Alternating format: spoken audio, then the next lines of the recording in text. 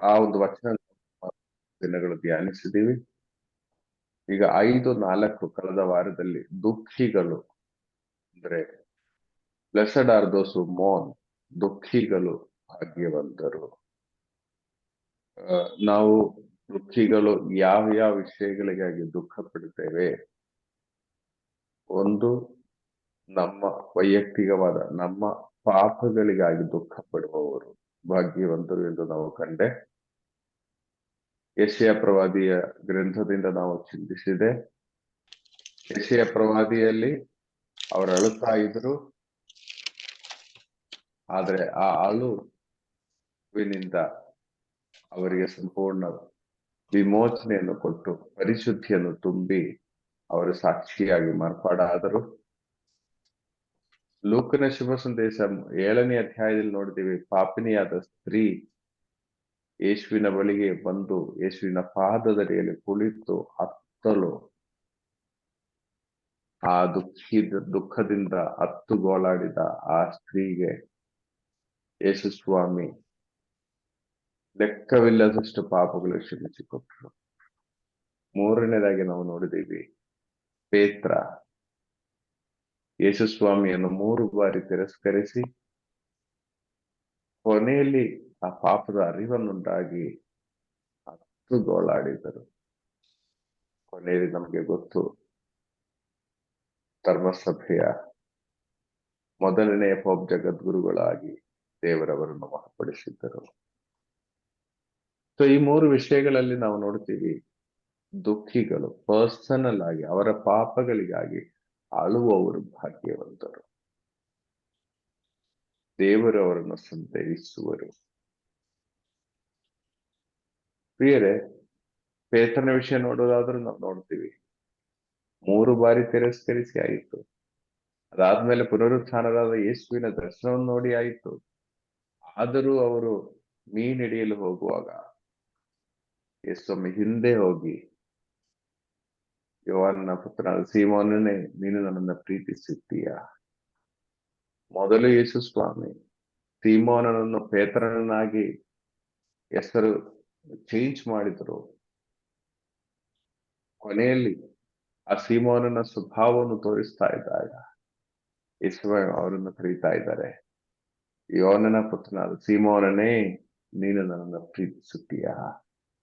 3 ಬಾರಿ ಹೇಳಿ ಅವನ ಪಾಪದ ಅರಿವನ್ನು ಮೂಡಿಸಿ ಹತ್ತು ಗೋಳಾಡುವಾಗ ಪ್ರಿಯರೇ, ಯೇಸು ಸ್ವಾಮಿ ಅವನಿಗೆ ಮೊದಲನೇ ಜಗದ್ಗುರುಗಳಾಗಿ ಅಭಿಷೇಕ ಮಾಡ್ತಾ ಇದ್ದಾನೆ.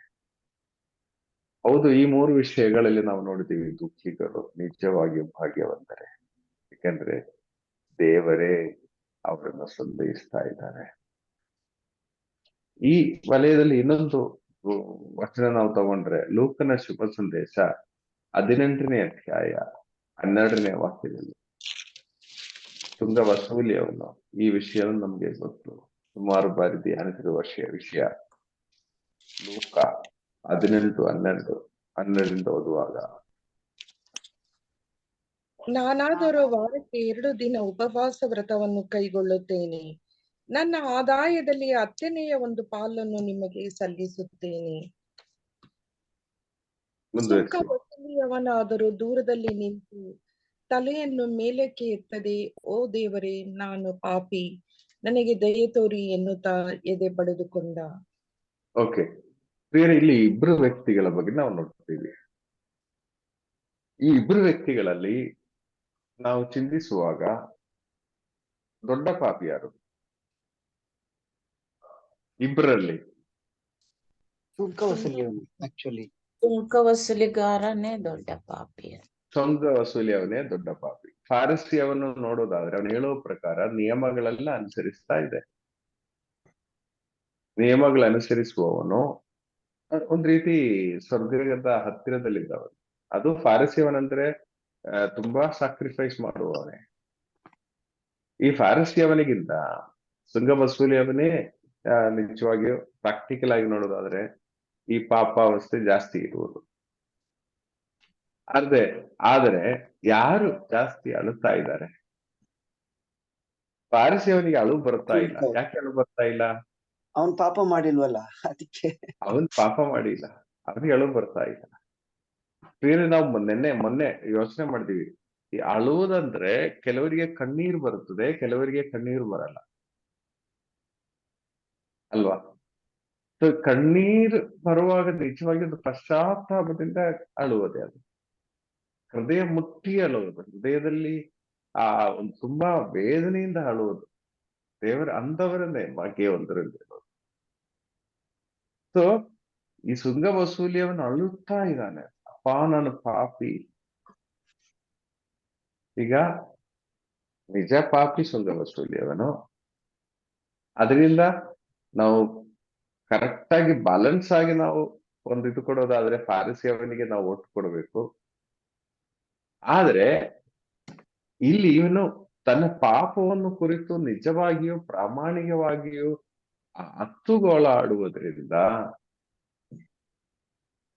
ಈ ಸ್ವಾಮಿ ಹೇಳ್ತಾ ಇದ್ದಾರೆ, ಮುಂದುವರಿಸಿ ಓದಿ ಸಿಸ್ಟರ್. ದೇವರ ದೃಷ್ಟಿಯಲ್ಲಿ ಪಾಪ ಮುಕ್ತನಾಗಿ ಮನೆಗೆ ತೆರಳಿದವನು ಈ ಸುಂಕ ವಸೂಲಿಯವನು.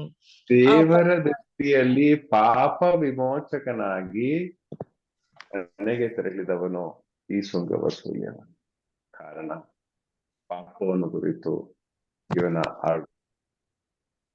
ಈ ಸ್ವಾಮಿ ಬೆಟ್ಟದ ಬೋಧನೆಯಲ್ಲಿ ಹೇಳ್ತಾ ಇದ್ದಾರೆ, ದುಃಖಿಗಳು ಭಾಗ್ಯವಂತರು,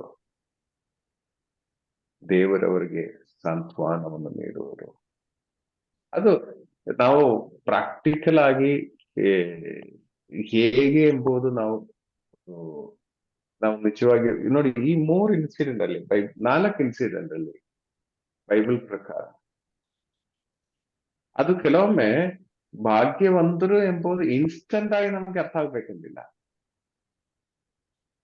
ಇನ್ಸ್ಟೆಂಟ್ ಆಗಿ ಅರ್ಥ ಆಗ್ಬೇಕಂದಿಲ್ಲ. ಕೆಲವು ದುಃಖಗಳು ಮೇ ಬಿ ಸ್ವಲ್ಪ ಸಮಯಕ್ಕೆ ಇರ್ತದೆ. ಅದು ಕೆಲವೊಮ್ಮೆ ನಾವು ದುಃಖ ಪಡ್ತೀವಿ, ಒಳಿತಿಗಾದ್ರೂ ಕೆಡುಕಿಗಾದ್ರೂ ನಾವು ದುಃಖ ಪಡ್ತೀವಿ. ದೇವರ ಚಿತ್ತವಾದ್ರೂ ದೇವರ ಚಿತ್ತವಲ್ಲದೆ ಇದ್ರೂ ದುಃಖ ಪಡ್ತೀವಿ. ಆದ್ರೆ ಇನ್ಸ್ಟೆಂಟ್ ಆಗಿ ನಮ್ಗೆ ಗೊತ್ತಾಗಲ್ಲ ದುಃಖಿಗಳು ಭಾಗ್ಯವಂತರೋ ಇಲ್ವ ಅಂತ ಹೇಳಿ. ಎಷ್ಟೋ ಕುಟುಂಬಗಳಲ್ಲಿ ಮಕ್ಕಳ ಸ್ವಭಾವದಿಂದ ನರಳಾಡುವ ತಂದೆ ತಾಯಿ ಬೆಳಿಗ್ಗೆ ಸಾಯಂಕಾಲದವರೆಗೆ ದುಃಖ ಪಡುವ ತಂದೆ ತಾಯಿ ಇದ್ದಾರೆ. ಅವರು ಮನಸ್ಸಿನಲ್ಲಿ ಕಂಪೇರ್ ಮಾಡ್ತಾರೆ, ಯಾಕೆ ನಾವು ಇಷ್ಟೊಂದು ಪ್ರಾರ್ಥನೆ ಮಾಡ್ತಾ ಇದ್ದೀವಿ, ಆದ್ರೆ ಅವ್ರು ನೋಡಿ ಅವರ ಮನೆಯಲ್ಲಿ ಎಷ್ಟು ಡಿಸಿಪ್ಲಿನ್ ಆಗಿ ಮಕ್ಕಳಿದ್ದಾರೆ, ಅವರೇನು ಪ್ರಾರ್ಥನೆನೂ ಮಾಡಲ್ಲ, ನಮ್ಮವರೇ ಅಲ್ಲ, ಆದ್ರೆ ಎಷ್ಟು ಅವರಿಗೆ ಮಕ್ಕಳ ವಿಷಯದಲ್ಲಿ ದುಃಖನೇ ಇಲ್ಲ. ಆದ್ರೆ ಈ ಒಂದು ಮಕ್ಕಳಿಗಾಗಿ ಪ್ರಾರ್ಥಿಸಿ ಪ್ರಾರ್ಥಿಸಿ ಪ್ರಾರ್ಥಿಸಿ ದುಃಖದಿಂದ ಹತ್ತುಗೋಳಾಡಿ ಸಮಾಧಾನ ಇಲ್ಲದೆ ಶಾಂತಿ ಇರದೆ ನಾವು ನೋಡ್ತೀವಿ. ಈ ದುಃಖ ಮೇ ಬಿ 5 ವರ್ಷ 6 ವರ್ಷ 7 ವರ್ಷ 8 ವರ್ಷದಲ್ಲಿ ದೇವರು ದೊಡ್ಡ ಸಮಾಧಾನವಾಗಿ ಮಾರ್ಪಡಿಸಿದ್ರು. ಅಂದ್ರೆ ಟೈಮ್ ತಗೊಳುತ್ತದೆ, ದುಃಖಕ್ಕೆ ಟೈಮ್ ತಗೊಳುತ್ತೆ. ಈಗ ನಾನು ಹೇಳಿದ್ದೇನೆ, ಈ ದಿನಕರನ್ ಅವರಿದ್ದಾರಲ್ಲ, ಅವರ ಮಗ ಪೋಲ್ ದಿನಕರನ್, ಅವರ ಸಾಕ್ಷ್ಯದಲ್ಲಿ ಎಲ್ಲೋ ನಾನು ಕೇಳಿದ್ದೇನೆ, 26 ವರ್ಷ ಒಂಥರ ಹೋಲಿ ತರ ಜೀವಿಸಿದವನಂತೆ ಚಿಕ್ಕ ವಯಸ್ಸಿನಲ್ಲಿ. ಇವರು ತುಂಬಾ ಪ್ರಾರ್ಥಿಸಿದ್ರಂತೆ, ದುಃಖದಿಂದ ಪ್ರಾರ್ಥಿಸಿದ್ರೆ ನಾವೆಲ್ಲ ಎಷ್ಟು ಪ್ರೀಚ್ ಮಾಡೋದು, ಇವನ್ ಯಾಕೆ ಹೀಗೆ ಅಂತ ಹೇಳಿ. ಆದ್ರೆ ದೇವರವರನ್ನು ಮುಟ್ಟಿದರು. ಈಗ ನೋಡಿ, ತಂದೆಯಿಂದ ಜಾಸ್ತಿ ಪವರ್ಫುಲ್ ಆಗಿ ಪ್ರೀಚ್ ಮಾಡ್ತಾ ಇದ್ದಾರೆ ಪ್ರಿಯರೇ. ಅದರಿಂದ ನಾವು ದುಃಖ ಎಂಬುದು ಇನ್ಸ್ಟಂಟ್ ಆಗಿ ನಾವು ಡಿಸೈಡ್ ಮಾಡುವ ಒಂದು ಕಾರ್ಯ ಅಲ್ಲ. ಅದಕ್ಕೊಂದು ಲಾಂಗ್ ರನ್ ಅಲ್ಲಿ ಅದರ ಒಂದು ಫಲ ಇರುತ್ತದೆ. ದುಃಖಿಗಳು ಭಾಗ್ಯ, ಕೆಲವುದೆಲ್ಲ ಇನ್ಸ್ಟಂಟ್ ಆಗಿನೂ ಬರ್ತದೆ. ಓಕೆ, ಇನ್ಸ್ಟಂಟ್ ಆಗಿ ಒಂದು ವಿಷಯ ನೋಡುವುದಾದ್ರೆ, ಈ ಆದಿಕಾಂಡದಲ್ಲಿ 21ನೇ ಅಧ್ಯಾಯ 16ರಿಂದ ಓದುವಾಗ, ಆದಿಕಾಂಡ ಅವಳು ಆ ಮಗುವನ್ನು ಒಂದು ಗಿಡದ ನೆರಳಿನಲ್ಲಿ ಬಿಟ್ಟು ಒಂದು ಬಾಣವನ್ನು ಎಸೆಯುವಷ್ಟು ದೂರ ಹೋಗಿ ಕುಳಿತುಕೊಂಡು ಗಟ್ಟಿಯಾಗಿ ಅತ್ತಳು. ಒಂದ್ ನಿಮಿಷ, ಈ ಹಾಗಾರಳ ಜೀವನ ಸ್ವಲ್ಪ ನೋಡಿ. ಹಾಗಾರಳು ಯಾರು? ಸಾರಳ ದಾಸಿ. ಅಬ್ರಾಮನ ಒಬ್ಬ ಪತ್ನಿ. ಸಾರಳ ದಾಸ್ತಿ ಆಯ್ತಾ. ಸಾರಳ ದಾಸಿ ಆಗಿದ್ದಳು. ಸಾರಳಿಗೆ ಮಕ್ಕಳಿಲ್ಲದೆ ಇದ್ದಾಗ ಸಾರಳೇ ಫೋರ್ಸ್ ಮಾಡಿ ಹಾಗಾರಳನ್ನು ಅಬ್ರಾಹ್ಮನ ಹತ್ತಿರಕ್ಕೆ ಕಳುಹಿಸಿರುವುದು. ಹಾಗಾರಳ ತಪ್ಪೇನಿದೆ? ಏನೂ ಇಲ್ಲ. ತನ್ನ ಯಜಮಾನನಿ ಫೋರ್ಸ್ ಮಾಡಿ ತನ್ನ ಯಜಮಾನನ ಕಡೆಗೆ ಕಳುಹಿಸಿತು. ಅವಳಿಗೆ ಬೇರೆ ಇದಿಲ್ಲ, ಬೇರೆ ವಯಸ್ಸೇ ಇರ್ಲಿಲ್ಲ. ಆಯಿತು, ದೇವರು ಮಗುವನ್ನು ಕೊಟ್ಟರು. Everything is fine. ಮನೆಯಲ್ಲಿ ಒಳ್ಳೆ ಸ್ಥಾನ ಎಲ್ಲ ಲಭಿಸಿತು. ಆದರೆ ಸುಮಾರು ವರ್ಷಗಳ ನಂತರ ಸಾರಳಿಗೆ ಮಗು ಕೊಟ್ಟಾಗ ಅವಳು ಯೋಚನೆ ಮಾಡಿದಳು, ಹಾಗಾರಳ ಮಗು ನನ್ನ ಮಗು ಈಕ್ವಲ್ ಆಗುವುದು ಹೇಗಾಗ್ತದೆ? ಯಾಕಂದ್ರೆ ಇಬ್ರು ಅಬ್ರಾಹಂನ ಮಕ್ಕಳೇ. ಆದರೆ ನನ್ನ ಮಗನಿಗೆ ಸ್ಥಾನ ಬರಬೇಕು. ಈ ಒಂದು ಅವಸ್ಥೆಯಲ್ಲಿ ಅಬ್ರಾಹಮನಿಗೆ ಹೇಳ್ತಾ ಇದ್ದಾನೆ, ಹಾಗಾರಳನ್ನು ಅವಳ ಮಗನನ್ನು ಇಲ್ಲಿಂದ ಓಡಿಸಬೇಕು, ಇಲ್ಲಿ ನಿಲ್ಸಂಗಿಲ್ಲ. ನೀವು ಸ್ವಲ್ಪ ಯೋಚನೆ ಮಾಡಿ. ಅಬ್ರಾಹಮನು ಸಹ ಕೈ ಬಿಡ್ತಾ ಇದ್ದಾನೆ. ನಾವೊಂದು ದುಃಖದ ದೃಷ್ಟಿಯಲ್ಲಿ ನೋಡುವಾಗ ಹಾಗಾರಳು ಹಾಗೆಲ್ಲ ಮಾಡಬಾರದಿತ್ತು ಅಲ್ವಾ? ಆ ರೀತಿಯೆಲ್ಲ ನಾವು ಯೋಚನೆ ಮಾಡಬಹುದು. ಅಬ್ರಾಹಂ ಆಕ್ಚುಲಿ ದೇವರನ್ನ ಕನ್ಸಲ್ಟ್ ಮಾಡಿದ್ರು, ಸ್ವಾಮಿ ಏನ್ ಮಾಡ್ಲಿ? ದೇವರು ಹೇಳಿದ್ರು, ಸಾರ್ಲ್ ಏನ್ ಹೇಳ್ತಾರೆ ಅದ್ ಪ್ರಕಾರ ಮಾಡಿ ಅಂತ ಹೇಳಿದ್ರು. ಕೆಲವೊಮ್ಮೆ ನಮಗೂ ಒಂಥರ ಕನ್ಫ್ಯೂಸ್ ಆಗ್ತದೆ. ದೇವರು ಜಡ್ಜ್ ಮಾಡೋದು ಕರೆಕ್ಟ್ ಆಗಿ ಮಾಡ್ತಾರ? ಇಲ್ಲಿ ಹಾಗಾರ್ಲ ತಪ್ಪೇನಿದೆ? ದೇವರು ಯಾಕೆ ಹಾಗಾರ್ಲ ಸೈಡ್ ನಿಲ್ಲಲಿಲ್ಲ ಅಲ್ವಾ? ಯೋಚನೆ ಬರಬಹುದು. ಆದರೆ ನೀವು ದೇವ್ರ ಕೈ ಬಿಟ್ರಾ ಎಂದು ಸ್ವಲ್ಪ ಯೋಚನೆ ಮಾಡಿ ನೋಡಿ. ಹೋಗ್ತಾ ಇದ್ದಾರೆ. ನಮ್ಗೊತ್ತು ಈ ಸಮ್ಮರಲ್ಲಿ 2 ಬಾಟಲ್ 3 ಬಾಟಲ್ ನೀರು ಕುಡಿದ್ರು ಆಗ್ತಾ ಇರ್ಲಿಲ್ಲ ಅಲ್ವಾ? ಹಾಗಾದ್ರೆ ಮರುಭೂಮಿ ಅವಸ್ಥೆ ಏನಿರ್ತದೆ? ಅಬ್ರಾಹಂ 1 ಬಾಟಲ್ ನೀರು ಕೊಟ್ರು, ಕುಡಿ ಅಂತ ಹೇಳಿ. ಅದೇನೋ ಬೆಳಿಗ್ಗೆ 10 ಗಂಟೆಗೆನೆ ಮುಗಿಯಿತು ನೀರ್ನ. ಇನ್ನು ಮೇನ್ ಕಾವು ಬಾಕಿ ಇದೆ, ಮರುಭೂಮಿ. ನೀರು ಮುಗಿಯಿತು, ಮಗು ಅಳುತ್ತಾ ಇದ್ದಾನೆ, ಇವಳಿಗೂ ದಾಹ ಇದೆ. ಇನ್ನು ಮುಂದೆ ಏನು? ಈ ಬಿಸಿಲಿನಲ್ಲಿ ನನ್ನ ಮಗು ಸಾಯ್ತಾನೆ ಎಂದೇಳಿ ಮಗುವನ್ನು ಅಲ್ಲಿ ಮಲಗಿಸಿ ಸುಮಾರು 50 ಅಡಿ ದೂರ ಹೋಗಿ, ಕಲ್ಲು ಎಸೆದಿರೆ ಎಷ್ಟು ದೂರ ಹೋಗ್ತದೆ ಅಷ್ಟು ದೂರ ಹೋಗಿ ಮೊಣಕಾಲೂರಿ ಅಳುತ್ತಾ ಇದ್ದಾಳೆ. ಆ ವಚನ ಓದಿ ಸಿಸ್ಟರ್ ಮತ್ತೊಮ್ಮೆ 16. ಸ್ಥಿತಿಯಲ್ಲಿದ್ದ ನೀರು ಮುಗಿದು ಹೋಯಿತು, ಮಗು ಸಾಯುವುದನ್ನು ನಾನು ನೋಡಲಾರೆ ಎಂದುಕೊಂಡು ಅವಳ ಮಗುವನ್ನು ಒಂದು ಗಿಡದ ನೆರಳಿನಲ್ಲಿ ಬಿಟ್ಟು ಒಂದು ಬಾಣವನ್ನು ಎಸೆಯುವಷ್ಟು ದೂರ ಹೋಗಿ ಕುಳಿತುಕೊಂಡು ಗಟ್ಟಿಯಾಗಿ ಎತ್ತಳು. ನೋಡಿ, ಇತ್ತ ಇಲ್ಲಿ ಆ ಯೋಚನೆ ಹುಡುಗನ ಮಾಡಿ, ಇಲ್ಲಿ ಯೋಚನೆ ಮಾಡಿ. ಹಾಗಾರಳು ಭಾಗ್ಯವಂತಳು ಅಲ್ಲ ಅಲ್ವಾ? ಮನೆ ಎಲ್ಲರೂ ತಿರಸ್ಕರಿಸಿ, ದೇವರು ಸಹ ತಿರಸ್ಕರಿಸಿದ್ರು ಎಂಬ ಬೇಕಾದ್ರೆ ನಾವು ನೋಡಬಹುದು. ಹೊರಗೆಟ್ಟಿರುವ ಈ ಹಾಗಾರಳು ಭಾಗ್ಯವಂತಳಲ್ಲ ಎಂದು ನಾವು ಹೇಳಬಹುದು. ಆದರೆ ಎಲ್ಲರೂ ಕೈ ಬಿಟ್ಟರು, ದೇವರು ಕೈ ಬಿಡುವುದಿಲ್ಲ ಎಂದು ಹೇಳುವ ದೇವರಿಗೊಂದು ಯೋಚನೆ ಇದೆ. ಶಶಿಕಲ ಸಿಸ್ಟರ್ ಪ್ರಾರ್ಥಿಸಿದ ಹಾಗೆ ದೇವರ ಒಂದು ಯೋಚನೆ ಇದೆ. ಈ ಇಸ್ಮಾಯಿಲ್ ಇಲ್ಲಿ ಬೆಳೆಯಬೇಕು, ಅಲ್ಲೇ ಇದ್ರೆ ಆಗಲ್ಲ. ಅವರಿಗೆ ಸ್ವಂತವಾಗಿದ್ದ ರಾಷ್ಟ್ರ ಬರಬೇಕಾದ್ರೆ ಅವನನ್ನ ಅಲ್ಲಿಂದ ಓಡಿಸಲೇಬೇಕು. ಓಕೆ, ಈ ನೋಡಿ, ಹಾಗಾರಳಲ್ಲಿ ಕುಳಿತು ಭಾಗ್ಯಹೀನೆಯಾದ ಹಾಗಾರಳಲ್ಲಿ ಕುಳಿತು ಅಳುತ್ತಾ ಇದ್ದಾರೆ. ಇರೋ ಮಗ ಅವನು ಸಾಯುವ ಅವಸ್ಥೆಯಲ್ಲಿದ್ದಾನೆ. ಸ್ವಾಮಿ, ನನಗೆ ಅವನ ಸಾವು ನೋಡಕ್ಕಾಗಲ್ಲ ಎಂದೇಳಿ ಗೋಳಾಡುವ ಹಾಗಾರಳಿಗೆ 17ನೇ ವಾಕ್ಯ ಓದಿ. ಇತ್ತ ಆ ಹುಡುಗನ ಕೂಗು ದೇವರಿಗೆ ಕೇಳಿಸಿತು. ದೇವದೂತನು ಆಕಾಶದಿಂದ ಹಾಗರಳನ್ನು ಕರೆದು, ಹಾಗರಳೆ, ನಿನಗೇನು ಆಯಿತು? ಅಂಜಬೇಡ. ಆ ಹುಡುಗನು ಬಿದ್ದು ಇರುವ ಸ್ಥಳದಿಂದಲೇ ಅವನ ಕೂಗು ದೇವರನ್ನು ಮುಟ್ಟಿತು. ಈಗ ನೀನೇಕೆ ದೇವರೆಲ್ಲಿದ್ದಾರೆ? ದೇವರೆಲ್ಲಿದ್ದಾರೆ? ದೇವರೆಲ್ಲಿದ್ದಾರೆ?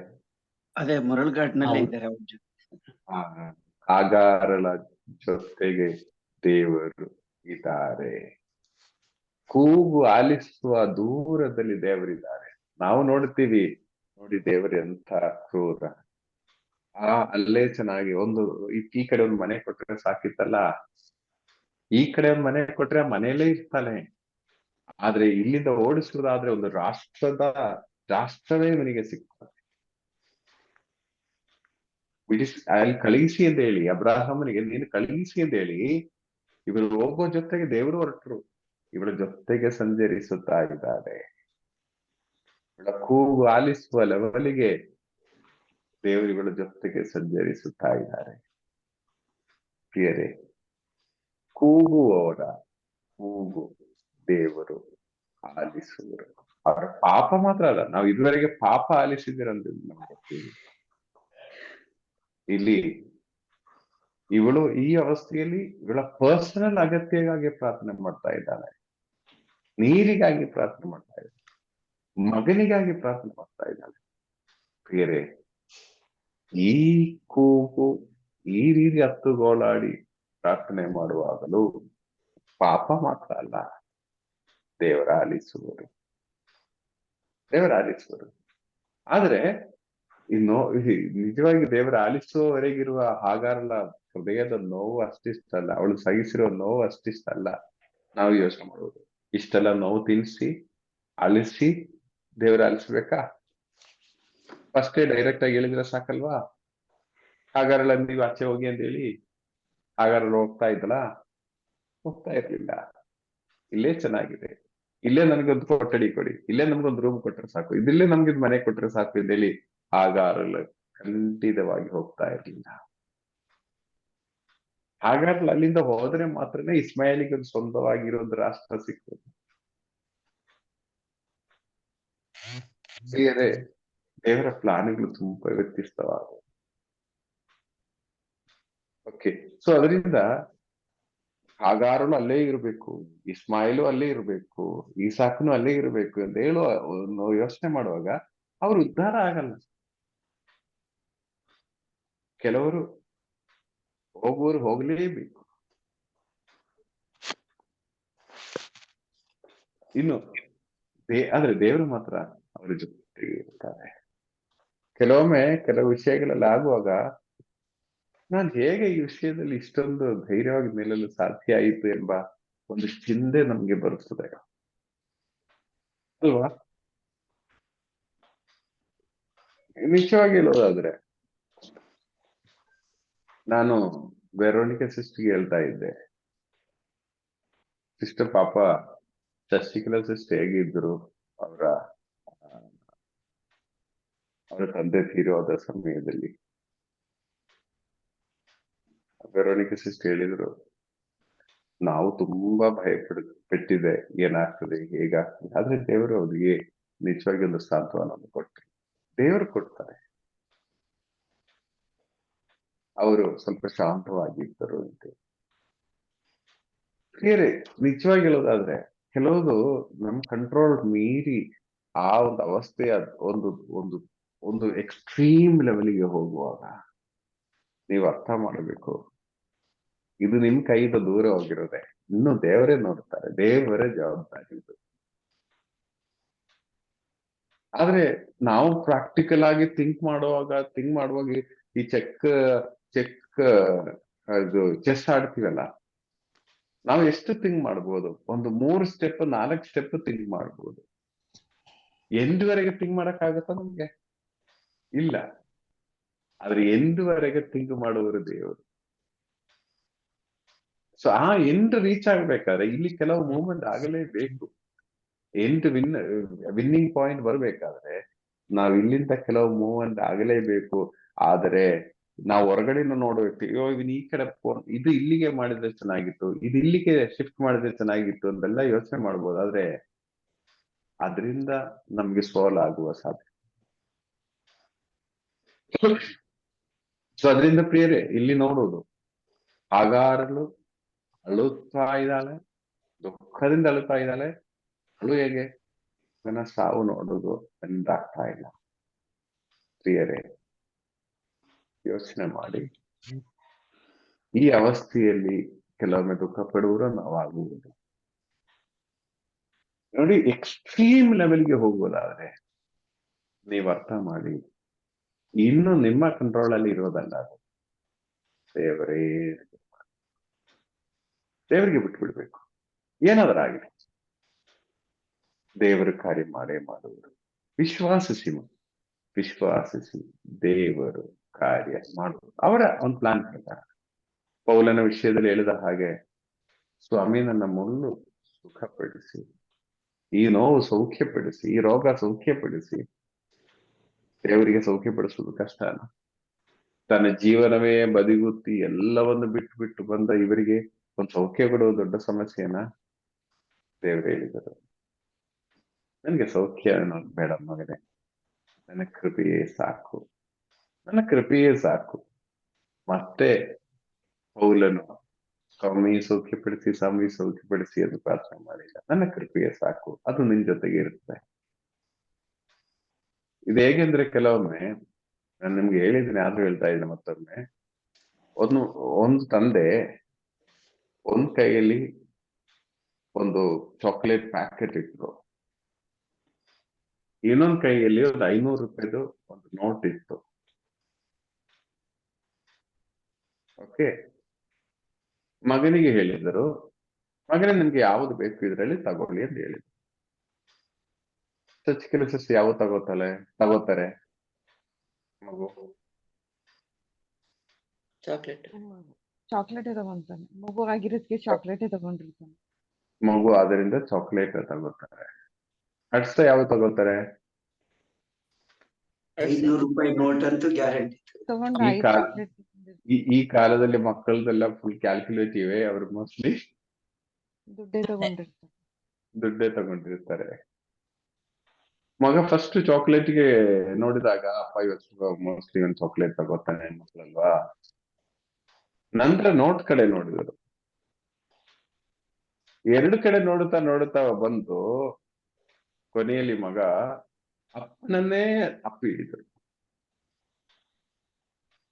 ಅಪ್ಪನೇ ನನ್ಗಾಗುವಾಗ ಏನಾಗ್ತದೆ? ಎರಡೂ ಸಿಗುತ್ತೆ. ಚಾಕ್ಲೇಟು ನಂದಾಗ್ತದೆ, ಇದು ನಂದಾಗ್ತದೆ. ಪ್ರಿಯರೇ, ನಮ್ಮ ನೋಟ ಕೆಲವೊಮ್ಮೆ ಚಾಕ್ಲೇಟ್ ಸೈಡ್ ಅಲ್ಲಿ ಅಥವಾ ನೋಟಿನ ಸೈಡ್ ಅಲ್ಲಿ ಆಗುತ್ತದೆ. ಅಪ್ಪನ ಕಡೆಗೆ ನಮ್ ನೋಟ ಇದೆಯಾ? ನಾವು ಯೋಚನೆ ಮಾಡ್ಬೇಕಾದ ಒಂದು ವಿಷಯ. ಓಕೆ, ಈಗ ಹಾಗಾರಲ ವಿಷಯಕ್ಕೆ ಬನ್ನಿ, ಮುಂದುವರಿಸಿ ಓದಿ. ಇದಲ್ಲದೆ ದೇವರು ಅವಳ ಕಣ್ಣನ್ನು ತೆರೆದರು, ನೀರಿನ ಬಾವಿಯೊಂದು ಅವಳಿಗೆ ಕಾಣಿಸಿತು. ತಿತ್ತಿಯಲ್ಲಿ ನೀರನ್ನು ತುಂಬಿಸಿಕೊಂಡು ಹೋಗಿ ಆ ಹುಡುಗನಿಗೆ ಕುಡಿಸಿದಳು. ನೋಡಿ, ಹುಡುಗನ ಸಂಗಡ ಈಗ ಅವಳ ಕಣ್ಣು ದೇವರು ತೆರೆದರು. ದೇವರ ಕೃಪೆಯನ್ನು ನೋಡುವುದಕ್ಕೆ ಇದುವರೆಗೆ ಅವಳ ಕಣ್ಣು ತೆರೆಯಲ್ಪಟ್ಟಿರಲಿಲ್ಲ. ಈಗ ಅವಳ ಕಣ್ಣನ್ನು ದೇವರು ತೆರೆದರು. ನೋಡಿ, ಅವಳ ಅಳುವಿನಿಂದ ದೇವರು ಮಾಡಿರೋ ರಿಸ್ಕ್ ನೋಡಿ. ಮರುಭೂಮಿಯಲ್ಲೇ ದೇವರು ಒಂದು ಬಾವಿಯನ್ನು ತೋಡಿದರು. ಈ ಕಾಲದಲ್ಲಿ ನಮ್ಗೆ ಗೊತ್ತು, ಮಾಮೂಲಿ ಸ್ಥಳದಲ್ಲಿ ಬಾವಿ ತೋಡಿದ್ರು ನೀರಿಲ್ಲ. ಆದರೆ ಮರುಭೂಮಿಯಲ್ಲಿ ಇನ್ನೆಷ್ಟು ಇದಾಗಬೇಕಾಗುತ್ತೆ. ಆದರೆ ಇವಳ ಅಳು ದೇವರು ಉತ್ತರ ಕೊಡ್ತಾ ಇದ್ದಾರೆ. ಮರುಭೂಮಿಯಲ್ಲಿ ಬಾವಿಯನ್ನು ತೋಡಿ ನೀರಿನ ಬುಗ್ಗೆಯನ್ನು ತೋರಿಸಿಕೊಡ್ತಾ ಇದ್ದಾರೆ. ಹೌದು ಪ್ರಿಯರೇ, ಇಲ್ಲಿ ಹಾಗಾರಳ ಇಲ್ಲಿ ಇನ್ಸ್ಟಂಟ್ ಆಗಿ ದೇವರು ಉತ್ತರ ಕೊಟ್ಟರು. ಕೆಲವರಿಗೆ ಇನ್ಸ್ಟಂಟ್ ಆಗಿ ಉತ್ತರ ಕೊಡೋರು. ಬ್ಲೆಸ್ಡ್ ಆರ್ ದ ಮೋನ್,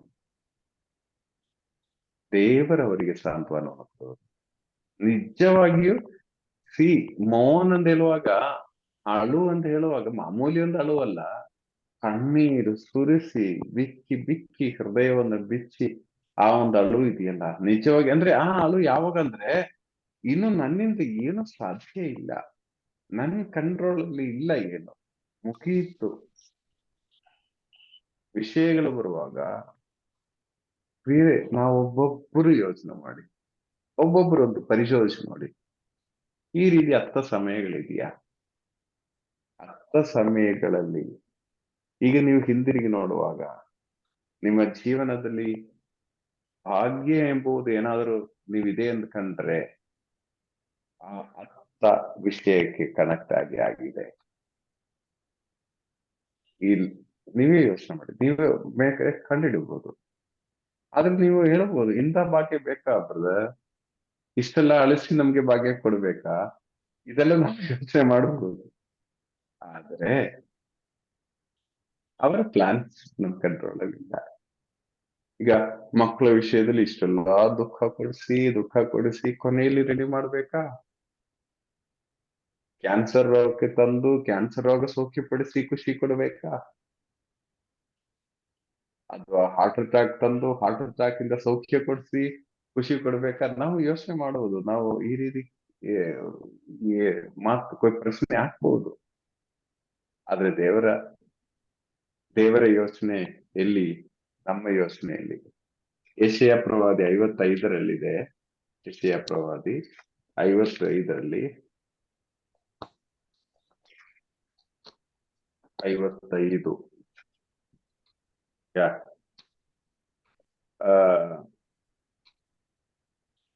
8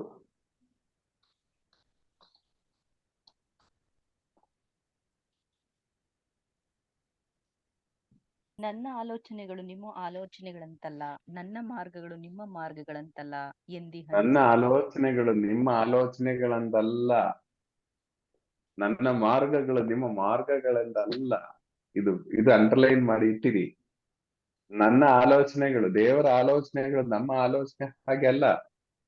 ನಾವು ಇನ್ಸ್ಟೆಂಟ್ ಆಗಿ ನಡೆಯುವ ಕೆಲವು ವಿಷಯಗಳ ಬಗ್ಗೆ ಪ್ಲಾನ್ ಮಾಡಿ ಇನ್ಸ್ಟೆಂಟ್, ನಾನು ಹೇಳಿದಿಲ್ಲ, ಚೆಕ್ ಅಲ್ಲಿ ನಾವು 1, 2, 3 ಮೂವ್ಮೆಂಟ್ ಯೋಚನೆ ಮಾಡಿ ಮೂವ್ ಮಾಡುದು. ಆದ್ರೆ ದೇವರು ಎಂದುವರೆಗೆ ನೋಡಿ ಯೋಚನೆ ಮಾಡುವುದು. ಅದರಿಂದ ಪ್ರಿಯರೇ, ನಮ್ಮ ಆಲೋಚನೆಗಳು ದೇವರ ಆಲೋಚನೆಗಳ ಹಾಗೆ ಅಲ್ಲ, ನಮ್ಮ ಚಿಂತೆಗಳು ಅವರ ಚಿಂತೆಗಳ ಹಾಗೆ ಅಲ್ಲ. 9ನೇ ವಾಕ್ಯ ಓದಿ.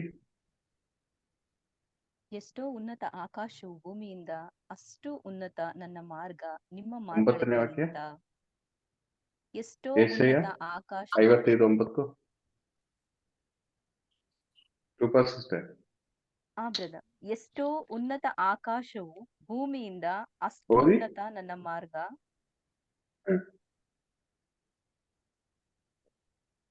ನೋಡಿ, ಆಕಾಶ ಇಷ್ಟು ಉನ್ನತವಿದೆ ಅಂದ್ರೆ ದೇವರ ಮಾರ್ಗ, ದೇವರ ಯೋಚನೆಗಳು ಆಕಾಶದಂತೆ, ನಮ್ಮ ಯೋಚನೆಗಳು ಭೂಮಿಯಂತೆ. ನೋಡಿ ಎಷ್ಟು ಡಿಫ್ರೆನ್ಸ್ ಇದೆ ನೋಡಿ.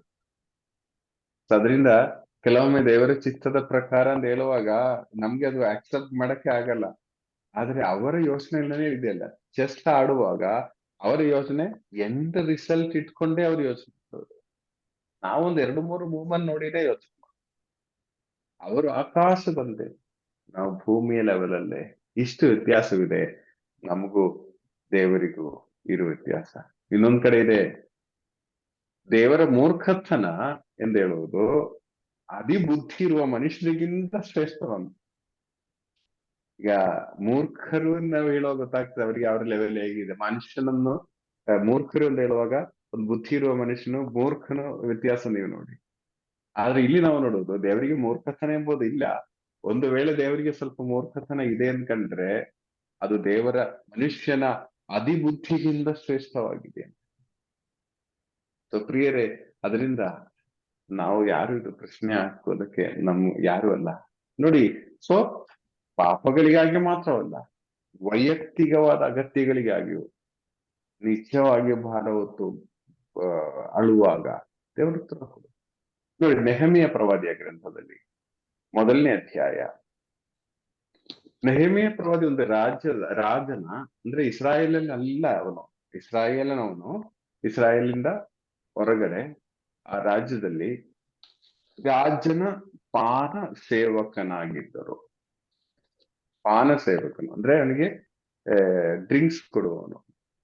ಓಕೆ, ಆದ್ರೆ ಇವನಿಗೆ ಇಸ್ರಾಯೇಲ್ ದೇಶದಲ್ಲಿ ಏನ್ ನಡೀತಾ ಇದೆ ಎಂಬುದನ್ನು ಕುರಿತು ತುಂಬಾ ಚಿಂತೆ ಇತ್ತು. 2ನೇ ವಾಕ್ಯದಿಂದ ಓದಿ. ಆಗ ನನ್ನ ಸಹೋದರರಲ್ಲಿ ಒಬ್ಬನಾದ ಅಹಾನಿಯನು ಹಾಗೂ ಬೇರೆ ಕೆಲವು ಜನರು ಜುದಯದಿಂದ ನನ್ನ ಬಳಿಗೆ ಬಂದರು. ಸೆರೆ ಹೋದವರಿಂದ ತಪ್ಪಿಸಿಕೊಂಡ ಯೆಹೂದ್ಯರ ಮತ್ತು ಜೆರುಸಲೇಮಿನ ಸಮಾಚಾರವನ್ನು ನಾನು ಅವರಲ್ಲಿ ವಿಚಾರಿಸಿದೆ.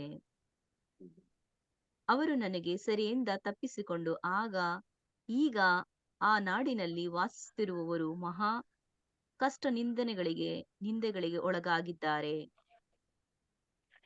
ಜೆರುಸಲೇಮಿನ ಪೌಳಿಗೋಡೆಯನ್ನು ಕೆಡವಲಾಗಿದೆ, ಅದರ ಬಾಗಿಲುಗಳು ಬೆಂಕಿಯಿಂದ ಸುಟ್ಟು ಹೋಗಿವೆ ಎಂದು ಹೇಳಿದರು. ನಾನು ಈ ಸಮಾಚಾರವನ್ನು ಕೇಳಿದಾಗ ನೆಲಕಚ್ಚಿ ಕುಳಿತು ಅತ್ತೆ. ಹಲವಾರು ಈ ದಿನಗಳವರೆಗೂ ಸಮಾಚಾರವನ್ನು ಕೇಳಿದಾಗ ಅಂದ್ರೆ ಈ ನೆಹೆಮೀಯನಿಗೆ ಸಂಬಂಧಪಟ್ಟ ವಿಷಯ ಏನಲ್ಲ, ಜೆರುಸಲೇಂ ದೇವಾಲಯದ ಅವಸ್ಥೆ ಹೀಗಿದೆ ಅಂತ ಕಂಡಾಗ ನೆಲವನ್ನು ಕುಳಿತು ಕಚ್ಚಿ ಅತ್ತೆ, ಬಹಳ ದಿನಗಳು ಅತ್ತೆ ಎಂದು ಹೇಳ್ತಾ ಇದ್ದಾರೆ ನೆಹೆಮಿಯ ಪ್ರವಾದಿ. ಏನಕ್ಕಾಗಿ ಹೇಳ್ತಾ ಇದ್ದಾರೆ? ಜೆರುಸಲೇಂ ದೇವಾಲಯದ ಬಗ್ಗೆ ಹೇಳ್ತಾ ಇದ್ದಾರೆ. ನೀವು ನೆಹೆಮಿಯ ಪ್ರವಾದಿಯ ಗ್ರಂಥ ಪೂರ್ತಿ ಓದುವಾಗ ಕಾಣಬಹುದು, ಈ ಜೆರುಸಲೇಂ ದೇವಾಲಯವನ್ನು ಕೆಟ್ಟಿ ಎಬ್ಬಿಸಲು ಈ ನೆಹೆಮಿಯ ಪ್ರವಾದಿಯನ್ನು ಜೆರುಸಲೇಮಿಗಾಗಿ ಗೋಳಾಡಿದ ಈ ನೆಹೆಮಿಯ ಪ್ರವಾದಿಯನ್ನು ಉಪಯೋಗಿಸ್ತಾ ಇದ್ದಾರೆ. ಎಂತ ಒಂದು ಭಾಗ್ಯವಾದ ಅವಸ್ಥೆ. ಅವನಿಗೆ ಸಾಂತ್ವನ ಕೊಡುವುದು ಮಾತ್ರ ಅಲ್ಲ, ಅವನನ್ನು ಉಪಯೋಗಿಸಿ ಜೆರುಸಲೇಂ ದೇವಾಲಯವನ್ನು ಪುನಃ ಕೆಟ್ಟಿ ಎಬ್ಬಿಸುವಂತೆ ದೇವರನ್ನು ಗ್ರಹಿಸಿದರು. ಪ್ರೀಸಲ ಅಳುವವರಿಗೆ ಖಂಡಿತವಾಗಿ ಇಮ್ಮಿಡಿಯೇಟ್ ಆಗ್ಬೇಕಂತಿಲ್ಲ, ಕಷ್ಟಪಟ್ರು. ಇದಾದ್ಮೇಲೆ ನೆಹೆಮಿಯ ಪ್ರವಾದಿ ಒಂದೊಂದ್ ಕಡೆ ಹೋಗಿ ರಾಜನ ಮುಂದೆ ಹೋಗಿ ಭಿಕ್ಷೆ ಬೇಡಿ, ನನಗೆ ದೇವಾಲಯ ಕಟ್ಟಬೇಕು, ನೀವೇನಾದ್ರೂ ಮಾಡಿ ಅಂತ ಹೇಳಿ ಗೋಳಾಡಿದ್ದು ಮಾತ್ರ ಅಲ್ಲ, ಅದರ ಪ್ರತಿಯಾಗಿ ಹಾರ್ಡ್ ವರ್ಕ್ ಮಾಡಿದರು. ಜೆರುಸಲೇಂ ದೇವಾಲಯವನ್ನೇ ಕಟ್ಟುವಂತೆ ದೇವರ ಆಶೀರ್ವದಿಸಿದರು. ಸೊ ಪ್ರಿಯರಲ್ಲಿ, ವೈಯಕ್ತಿಕವಾದ ಅಗತ್ಯ ಮಾತ್ರ ಅಲ್ಲ. ಇನ್ನೊಂದು ನೋಡಿ ವಿಷಯ, ಇದು ಇವತ್ತು ಹೇಳ್ತೀನಿ. 1 ಸಾಮುವೇಲನ ಗ್ರಂಥ 1ನೇ ಅಧ್ಯಾಯ 5ನೇ ವಾಕ್ಯ. 1 ಸಾಮುವೇಲ 1:5. ಅವನು ಅನ್ನಳನ್ನು ಬಹಳವಾಗಿ ಪ್ರೀತಿಸುತ್ತಿದ್ದರೂ ಒಂದು ಭಾಗವನ್ನು ಮಾತ್ರ ಆಕೆಗೆ ಕೊಡುತ್ತಾ ಇದ್ದನು, ಏಕೆಂದರೆ ಸರ್ವೇಶ್ವರ ಆಕೆಗೆ ಮಕ್ಕಳನ್ನು ಕೊಟ್ಟಿರಲಿಲ್ಲ. ಇದಲ್ಲದೆ ಸರ್ವೇಶ್ವರ ನಿನ್ನನ್ನು ಬಂಜೆಯಾಗಿ ಮಾಡಿದ್ದಾರೆ ಎಂದು ಚುಚ್ಚು ಮಾತುಗಳಿಂದ ನೋಯಿಸುತ್ತಿದ್ದಳು. ಅವಳ ಸವತಿಯಾದ ಪೆನ್ನಿನಳು. ವರ್ಷವೂ ಇದು ಹಾಗೆಯೇ ನಡೆಯುತ್ತಿತ್ತು. ಸರ್ವೇಶ್ವರನ ಮಂದಿರಕ್ಕೆ ಹೋದಾಗಲೆಲ್ಲ ಹನ್ನಳನ್ನು ಕೆಣಕುತ್ತಿದ್ದಳು. ಇದರಿಂದಾಗಿ ಒಮ್ಮೆ ಹನ್ನಳು ಊಟ ಮಾಡಲೊಲ್ಲದೆ ಅಳುತ್ತಾ ಇದ್ದಳು. ಆಗ ಆಕೆಯ ಗಂಡ ಎಲ್ಕಾನನು ಆಕೆಗೆ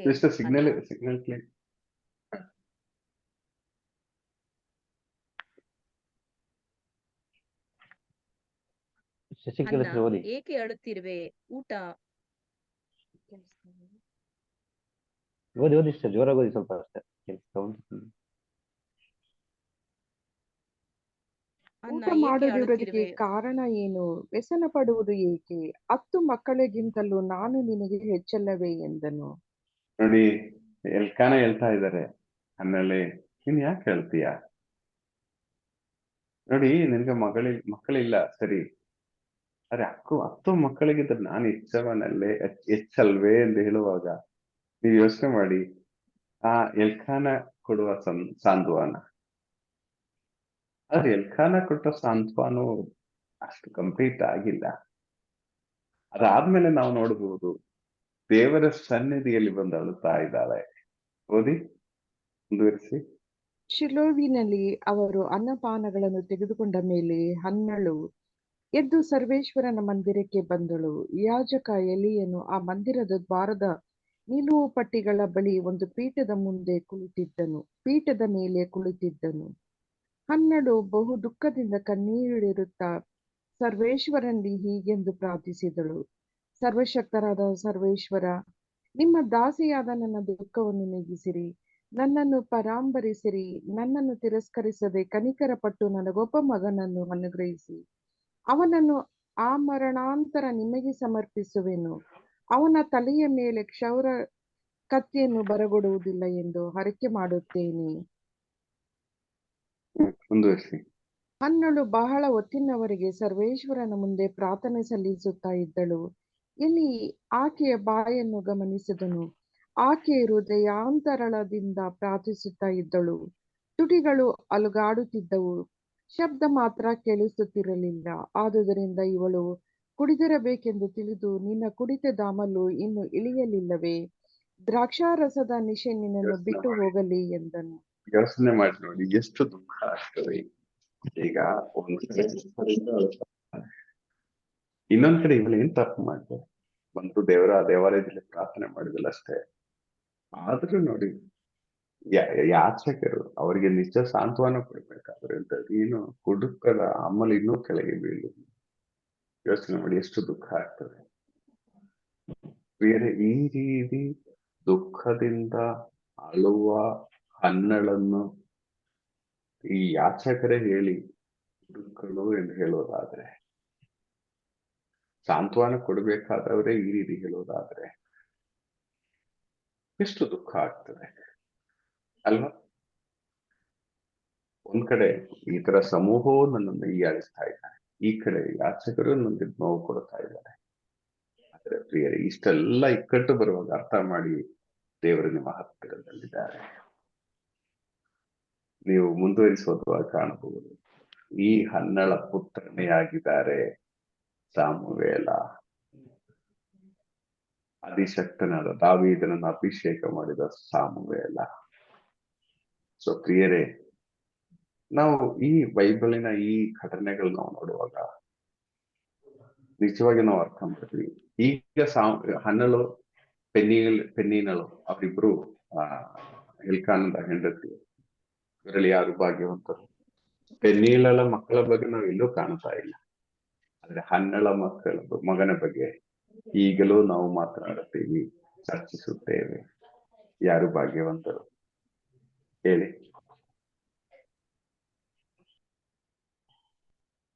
ಯಾರು ಭಾಗ್ಯವಂತರು? ಹನ್ನಳು ಅಲ್ವಾ?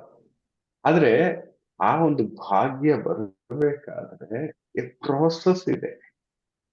ಆ ಪ್ರೋಸೆಸ್ ನಮ್ಗೆ ಸಹಿಸಕ್ ಆಗದೆ ಇರೋದು. ಅದೇ ನಮ್ಗೆ ಟೆಸ್ಟಿಂಗ್ ಪಾಯಿಂಟ್. ನಿಜವಾಗಿ ಹೇಳೋದಾದ್ರೆ ನಾವು ಯಾರು ಅಂತಹ ಒಂದು ಟೆಸ್ಟಿಂಗ್ ಇನ್ನೂ ಹೋಗಿಲ್ಲ. ಆದ್ರೆ ಎಷ್ಟು ಭಾಗ್ಯ ನಿಮಗೆ ಬೇಕು ಅಷ್ಟು ರೀತಿಯಲ್ಲಿರುವ ಟೆಸ್ಟಿಂಗ್ ಫೇಸ್ ಮಾಡಲೇಬೇಕು. ಓಕೆ, ಸೊ ಬೇರೆ ಆದ್ರೆ ನಿಜವಾಗಿಯೂ ಅಳಕ್ಕೆ ರೆಡಿ ಆಗುವರು ನಿಜವಾಗಿಯೂ ಬೈಕ್ ಅಂತಾರೆ. ನಮ್ಗೆ ಈಗ ಈ 2-3 ಘಟನೆಗಳಲ್ಲಿ ಅರ್ಥ ಆಗ್ತಾ ಇದೆ ಅನ್ಸುತ್ತೆ. ಇನ್ನೊಂದು ಕ್ಲಾಸ್ ಅಲ್ಲಿ ನಾವು ಈ ಒಂದು ಟಾಪಿಕ್ ಕಂಪ್ಲೀಟ್ ಮಾಡ್ತೀವಿ. ಪ್ರಿಯರೇ, ಕಳೆದ ವಾರದಲ್ಲೂ ಈ ವಾರದಲ್ಲೂ ಚಿಂತಿಸುವುದೊಂದೇ, ಅಳುವವರು, ಪಾರಮಾರ್ಥಿಕವಾಗಿ ದುಃಖ ಪಡುವವರು ಭಾಗ್ಯವಂತರು, ದೇವರವರನ್ನು ಸಂತೈಸಿದವರು. ಈ ವಿಷಯಗಳಲ್ಲಿ ಇವತ್ತು ನಾವು ನೋಡಿದ್ರೆ 3 ವಿಷಯಗಳಲ್ಲಿ ನಾವು ನೋಡ್ತೀವಿ ದೇವರವರನ್ನು ಸಂತೈಸ್ತಾ ಇದ್ದಾರೆ. KJ sir. Praise the Lord sir. Praise the Lord ಪ್ರಿಯರೇ. ನಮಗೆ ಈ ಒಂದು ಸೀರೀಸ್ ಅಲ್ಲಿ ಇದು 5ನೇ ಪಾಠ ಅನ್ಸುತ್ತೆ. ಈ ದುಃಖಿಗಳು ಭಾಗ್ಯವಂತರು ಇದರ ಮುಂದುವರಿದ ಭಾಗ. ಸೊ ಪಾಪಗಳಿಗಾಗಿ ಅಳುವವರು ಭಾಗ್ಯವಂತರು, ಯಾಕಂದ್ರೆ ದೇವರು ಅವರನ್ನು ಸಂತೈಸುವರು. ಸೊ ಇದಕ್ಕೆ ಪೂರಕವಾಗಿ ಲೂಕನ ಶುಭ ಸಂದೇಶ 18:12 ಅಲ್ಲಿ ಇಬ್ಬರು ವ್ಯಕ್ತಿಗಳು ಪ್ರಾರ್ಥನೆ ಮಾಡ್ತಾ ಇದ್ದಾರೆ. ಸೊ ಒಬ್ಬ ಫರಿಸಾಯ, ಇನ್ನೊಬ್ಬ ಸುಂಕ ವಸೂಲಿಗಾರ. ಇವರಲ್ಲಿ ಹೆಚ್ಚು ಪಾಪಿ ಯಾರು? ಸೊ ಹೆಚ್ಚು ಪಾಪ ಮಾಡಿದವನು ಸುಂಕ ವಸೂಲಿಗಾರನೇ. ಆದರೆ ದೇವರ ದೃಷ್ಟಿಯಲ್ಲಿ ಪಾಪ ವಿಮೋಚನೆ ಪಡೆದು ತೆರಳಿದವರು ಯಾರು? ಸೊ ಸುಂಕ ವಸೂಲಿಗಾರನೇ. ಅಂದ್ರೆ ಫರಿಸಾಯರು ಪಾಪನೇ ಮಾಡಿಲ್ಲ, ಅವನು ಧರ್ಮಶಾಸ್ತ್ರದ ಪ್ರಕಾರ ನಡ್ಕೊಂಡು ಹೋಗ್ತಾ ಇದ್ದಾನೆ. ಆದ್ರೆ ಇಲ್ಲಿ ಪಾಪ ಮಾಡಿದವನು ತುಂಬಾ ಆಳ್ತಾನೆ, ದುಃಖ ಪಡ್ತಾನೆ.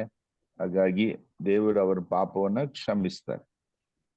ಹಾಗೆ ಆದಿಕಾಂಡ 21:16 ಹಾಗರಳ ವಿಚಾರವನ್ನು ನಮ್ಗೆ ತಿಳಿಸ್ಕೊಟ್ರು. ಹಾಗರಳು ಸಾರಳ ದಾಸಿ. ಆದ್ರೆ ಒಂದು ಹಂತದಲ್ಲಿ ಆಕೆಯೇ ಎಲ್ಲವೂ ಅವರ ಪ್ರಕಾರ, ಸಾರಳ ಪ್ರಕಾರವೇ ನಡೀತು. ಆದ್ರೆ ಒಂದು ಹಂತದಲ್ಲಿ ಸಾರಳಿಗೆ ಮಗುವಾದಾಗ ಈ ದಾಸಿಯ ಮಗುವನ್ನ ಸಹಿಸ್ಕೊಳ್ಳಕ್ಕೆ ಆಗುತ್ತಾ ಇಲ್ಲ. ಇದರಲ್ಲಿ ಆಗರಳ ಒಂದು ಬಿಹೇವಿಯರ್ ಕೂಡ ಕಾರಣ ಇರ್ಬೋದು. ಸೊ ಆಗೇನಾಗ್ತದೆ, ಮನೆಯಿಂದ ದೂರ ಓಡಿಸಲಾಗ್ತದೆ. ಇದು ಅಬ್ರಹಾಮನೇ ಕೊಡುವಂತ ಒಂದು ಯೋಚನೆ. ಯಾಕಂದ್ರೆ ಅಬ್ರಹಾಮ ಸುಮ್ನೆ ಹೇಳೋದಿಲ್ಲ, ದೇವರ ಬಳಿ ಅವನು ಮಾತನಾಡಿ ತೆಗೆದುಕೊಂಡ ಒಂದು ತೀರ್ಮಾನವಾಗಿರ್ತದೆ.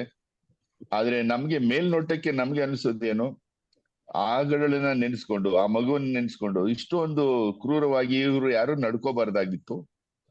ಸೊ ದೇವರು ಕೂಡ ಇದಕ್ಕೆ ಸಮ್ಮತಿ ಕೊಟ್ಟಿದ್ದಾರೆ. ಅಂದ್ರೆ ದೇವರು ಕೂಡ ಈ ಒಂದು ತಪ್ಪಾದ ಕಾರ್ಯದಲ್ಲಿ ಮಾಡುವವರು ಅನ್ನೋ ಒಂದು ಭಾವನೆ ನಮಗೆ ಬರ್ತದೆ. ಆದರೆ ಅದೇ ಹೇಳ್ದಾರ, ನನ್ನ ಆಲೋಚನೆಗಳು ನಿಮ್ಮ ಆಲೋಚನೆಗಳಲ್ಲ, ನನ್ನ ಮಾರ್ಗಗಳು ನಿಮ್ಮ ಮಾರ್ಗಗಳಂತಲ್ಲ. ದೇವರಿಗೆ ಒಂದು ಮಾರ್ಗ ಇದೆ. ಯಾರೇ ಕೈ ಬಿಟ್ರು, ತಾಯಿ ಕೈ ಬಿಟ್ರು ಕೂಡ ಒಂದು ಹಂತಕ್ಕೆ ದೇವರಲ್ಲಿ ನಮ್ಗೆ ಇರ್ತಾರೆ ಅನ್ನೋದನ್ನ ಈ ಆಗರಳ ಒಂದು ಘಟನೆಯಲ್ಲಿ ನಮ್ಗೆ ತಿಳಿಸ್ಕೊಡ್ತಾ ಇದ್ದಾರೆ. ಸೊ ಮರುಭೂಮಿಯಲ್ಲಿ ಆಕೆ ದುಃಖಪಟ್ಟು ಆಳುವಾಗ ಆಕೆ ತನ್ನ ಪಾಪಗಳಿಗಾಗಿ ಅಳ್ಳಿಲ್ಲ. ಸೊ ಮಗುವಿನ ಸ್ಥಿತಿಗಾಗಿ ಆ ಸಾವು ಬರಬಹುದಂತ ಆಳ್ತಾ ಇದ್ರು. ಸೊ ಆದ್ರೆ ದೇವರ ಅಲ್ಲಿ ಅವ್ರಿಗೆ ಕಣ್ಣು ತೆರೆಸ್ತಾರೆ. ಸೊ ದೇವರ ಈ ಯೋಜನೆ ಯಾಕೆ ಅಂತ ಹೇಳಿದ್ರೆ, ಆಗರಳು ಇಸ್ಮಾಯಿಲ್ ಆ ಮನೆಯಲ್ಲೇ ಇದ್ದಿದ್ರೆ ಅವನಿಗೆ ಒಂದು ರಾಷ್ಟ್ರ ಸಿಗ್ತಾ ಇರ್ಲಿಲ್ಲ. ಸೊ ಇದು ದೇವರ ಯೋಜನೆ, ಹಿಂದಿರುವ ದೇವರ ಯೋಜನೆ. ಈ ಘಟನೆಗಳ ಹಿಂದೆ ಇರತಕ್ಕಂಥ ದೇವರ ಯೋಜನೆ ಅದು. ಇಸ್ಮಾಯಿಲನಿಗೆ ಒಂದು ರಾಷ್ಟ್ರವನ್ನೇ ಕೊಡ್ಬೇಕು, ಅದಕ್ಕೋಸ್ಕರ ಈ ಸಹನೆಗಳು. ಸೊ ಮನೆಯಿಂದ ದೂರ ಹೋಗ್ಬೇಕಿತ್ತು, ದಾಹದಿಂದ ಅವ್ರು ಬಳಲ್ಬೇಕಾಗಿತ್ತು, ನಂತರ ದೇವರು ಕೊಡ್ತಾರೆ. ಬಟ್ ಇಷ್ಟೆಲ್ಲ ಕಾಡಿಸಿ ಬೇಡಿಸಿ ಕೊಡ್ಬೇಕಾ ಅನ್ನೋದು ಒಂದು ಪ್ರಶ್ನೆ ಇತ್ತು. ಅದು ದೇವರ ಯೋಜನೆ. ಅದೇ ರೀತಿ ಪೌಲನಿಗೂ ಕೂಡ ದೇವರು ಹೇಳಿದ್ರು, ನನ್ನ ಕೃಪೆ ನಿನ್ಗೆ ಸಾಕು. ಸೊ ಆವತ್ತಿನಿಂದ ಪೌಲ ಪ್ರಾರ್ಥನೆ ಮಾಡಿದ್ರೆ ಬಿಟ್ಟ. ಹಾಗೆ ಯೆಶಾಯ ಪ್ರವಾದಿ 55:8. ಸೊ ಆದ್ರೆ ನಮ್ಮ ಆಲೋಚನೆಗಳು ನಿಮ್ಮ ಆಲೋಚನೆಗಳಲ್ಲ, ನನ್ನ ಮಾರ್ಗಗಳು ನಿಮ್ಮ ಮಾರ್ಗಗಳಂತಲ್ಲ. ಸೊ ದೇವರಿಗೆ ಒಂದು ಪ್ರತ್ಯೇಕವಾದ ಒಂದು ಯೋಚನೆ ಇದೆ. ಅದು ನಮಗೆ ಮೇಲ್ನೋಟಕ್ಕೆ ಕಾಣದೇ ಇದ್ರು ನಮಗೆ ಕೊನೆಯಲ್ಲಿ ಅದು ಗೊತ್ತಾಗುತ್ತೆ. ಯಾಕಂದ್ರೆ ಚೆಸ್ ಆಟದಲ್ಲಿ ನಾವು 1, 2, 3, 4 ನಡೆಗಳ ಬಗ್ಗೆ ನಾವು ಯೋಚನೆ ಮಾಡ್ಬೋದು, ಆದ್ರೆ ರಿಸಲ್ಟ್ ವರೆಗೆ ಯೋಚನೆ ಮಾಡಕ್ ಆಗೋದಿಲ್ಲ. ಆದ್ರೆ ದೇವರು ಅಲ್ಲಿವರೆಗೂ ಯೋಚನೆ ಮಾಡ್ತಾರೆ. ಸೊ ಹಾಗಾಗಿ ನಾವು ಈ ಸಹನೆಗಳನ್ನ ಸಹಿಸ್ಲಿಕ್ಕೆ ನಾವು ಸಿದ್ಧರಾಗ್ಬೇಕು. ಸೊ ಹಾಗೆ ನೆಹಮಾಯನ ವಿಚಾರದಲ್ಲಿ ಕೂಡ ಅವನೊಬ್ಬ ಪಾನ ಸೇವಕ. ಸೊ ಆದ್ರೂ ಕೂಡ ಅವನಿಗೆ ಜೆರುಸಲೇಮ್ ಬಗ್ಗೆ ಎಷ್ಟೊಂದು ಚಿಂತೆ ಇರ್ತದೆ, ಅಲ್ಲಿ ಇಸ್ರಾಯೇಲ್ನಲ್ಲಿ ಏನ್ ನಡೀತಾ ಇದೆ ಅನ್ನೋದ್ರ ಚಿಂತೆ ಇರ್ತದೆ. ಸೊ ಅದಕ್ಕೆ ಕೊನೆಗೆ ದೇವರು ಅವರನ್ನೇ ಉಪಯೋಗಿಸ್ತಾರೆ. ಆದ್ರೂ ಅವನು ಅನೇಕ ಸಹನೆಗಳನ್ನ ಅನುಸರಿಸ್ಬೇಕಾಗ್ತದೆ, ಹಾರ್ಡ್ ವರ್ಕ್ ಮಾಡ್ಬೇಕಾಗ್ತದೆ. ಕೊನೆಯದಾಗಿ ಅನ್ನಳ ವಿಚಾರದಲ್ಲಿ ಕೂಡ ಸೊ ಇದೇ ರೀತಿ ನಾವು ಕಾಣಬಹುದು. ಅನ್ನಳಿಗೆ ಮತ್ತು ಅನ್ನ ಪೆನಿನಳನ್ನು ಕಂಪೇರ್ ಮಾಡಿದ್ರೆ ಅನ್ನಳು ಹೆಚ್ಚು ಭಾಗ್ಯವಂತಳು. ಯಾಕಂದ್ರೆ ಅನ್ನಳ ಒಬ್ಬ ಮಗ. ಆದ್ರೆ ಇವತ್ತಿಗೂ ಕೂಡ ಅವ್ರ ಬಗ್ಗೆ ನಾವು ಮಾತನಾಡ್ತೀವಿ. ಇಸ್ರಾಯೇಲರಲ್ಲಿ ಕಂಡಂತ ಒಂದು ಮಹಾನ್ ಶ್ರೇಷ್ಠವಾದ ಪ್ರವಾದಿ ಅಂದ್ರೆ ಸಾಮುವೇಲ, ಮೊದಲ ಪ್ರವಾದಿ ಅಂತಂದು ಕೂಡ ಹೇಳ್ಬೋದು. ಸೊ ಈ ಒಂದು ಪ್ರವಾದಿಯನ್ನ ತರಬೇಕಾದ್ರೆ ಅನ್ನಳು ಸಹನೆಯನ್ನ ಅನುಭವಿಸ್ಬೇಕಾಯ್ತು, ದುಃಖ ಪಡ್ಬೇಕಾಯ್ತು. ಸೊ ನಾವು ಭಾಗ್ಯವಂತರಾಗ್ಬೇಕಾದ್ರೆ ಈ ಪರೀಕ್ಷಾ ಸಮಯವನ್ನ ನಾವು ಎದುರಿಸಲೇಬೇಕಾಗ್ತದೆ. ಜೀವಿತದಲ್ಲಿ ನಾವು ಏನಾದ್ರೂ ಸಾಧಿಸ್ಬೇಕಾದ್ರೆ ನಾವು ಅಳಲಿಕ್ಕೆ ಸಿದ್ಧರಾಗ್ಬೇಕಾಗ್ತದೆ. ಆಗ ನಾವು ನಿಜವಾಗ್ಲೂ ಭಾಗ್ಯವಂತರಾಗ್ತೀವಿ, ದೇವರ ಮಾರ್ಗಗಳನ್ನ ನಾವು ತಿಳ್ಕೊಳ್ತೀವಿ ಅನ್ನೋದು ಅರ್ಥ ಆಗಿದೆ. Price the lord. Record of ಮಾಡ್ಬಿಡಿ.